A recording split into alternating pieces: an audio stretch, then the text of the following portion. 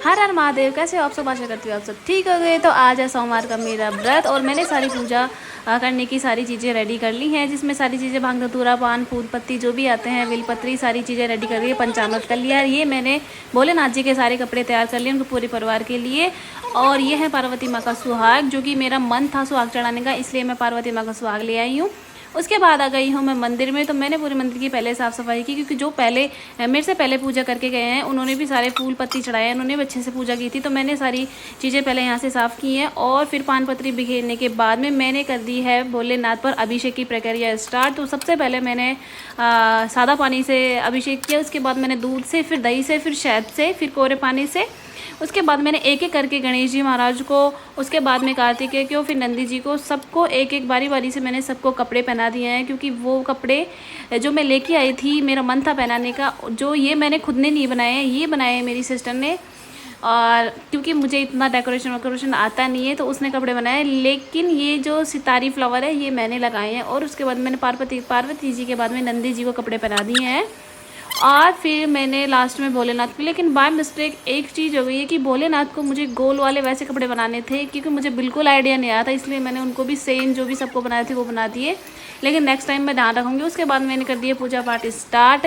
बीच बीच में और आ रहे थे, वो भी अपनी पूजा कर रहे थे, क्योंकि बहुत सारी भीड़ होती है सावन में। तो उसके बाद मैंने भोलेनाथ के फेवरेट धतूरा का डोडा, पान फूल पत्ती जो भी चढ़ाना है सारा कुछ चढ़ा दिया। लेकिन पार्वती माँ के श्रृंगार में जो सारी चीज़ें आती हैं उनमें चढ़ाने में थोड़ा टाइम लगता है। और सबसे बड़ी बात, पार्वती माँ का श्रृंगार भी एक अपने खुद के श्रृंगार जैसा ही होता है, क्योंकि जैसे हम टाइम लेते हैं श्रृंगार करने में, ऐसे ही पार्वती माँ को भी श्रृंगार थोड़ा आराम से ही करना पड़ता है, नहीं तो वो नाराज़ हो जाएंगी कि बोलेंगी ऐसे पता नहीं क्यों कर रही है। तो फिर मैंने पार्वती माँ के लिए नेल पेंट, मेहंदी, लिपस्टिक, रबड़, काजल, बिंदी, जो भी 16 श्रृंगार होता है, चुटकी वगैरह सारी चीज़ें। चूड़ी मैं ग्रीन कलर की लेके आई थी सावन में, ग्रीन चमकीली चूड़ी लेके आई थी, वो मैंने पार्वती के हाथों में पहना दी। क्योंकि ये सारी चीज़ें पहनाने के बाद में मैंने रखी हैं वहीं, क्योंकि ये सारी चीज़ें जो होती हैं उन पर पंडित का ही हक होता है, क्योंकि वो ही इनकी देख रेख करता है मंदिर की, तो वो पंडित ही लेके जाता है इन सारी चीज़ों को। तो फिर मैंने पूजा पाठ करने के बाद में फिर मैंने ले लिया है कलावा, क्योंकि सबसे जो मोस्ट इम्पोर्टेंट है व्रत में वो कलावा ही होता है, क्योंकि ये जोड़े का प्रतीक होता है कि हमारा जोड़ा भगवान हमेशा अच्छा रखे, खुश रखे सारे परिवार को। तो मैंने 2 राउंड जोड़े के नाम पे इसके लगा दिए हैं।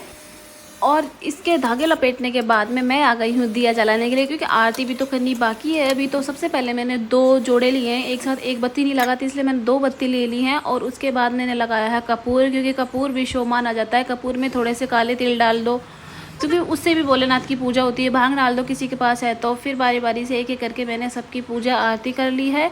और पूजा आरती सबसे पहले हमेशा गणेश जी की करनी चाहिए, उसके बाद भोलेनाथ की, फिर पार्वती माँ की, कार्तिकेय जी और नंदी जी की।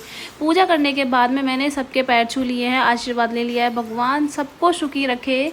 और उसके बाद में मैंने पार्वती माँ के पैर दबा दिए। और फिर मैंने नंदी जी के कान में सबसे पहले एक चीज़ आपको मैं बता देती हूँ कि जो भी अपनी इच्छा पूरी हो उसको नंदी जी के कान में बोलनी चाहिए लास्ट में। और उसके बाद में हमें ओरण करना चाहिए। ओरण मैं सिर्फ 2 ही करती हूँ, कोई कोई 7 भी करता है।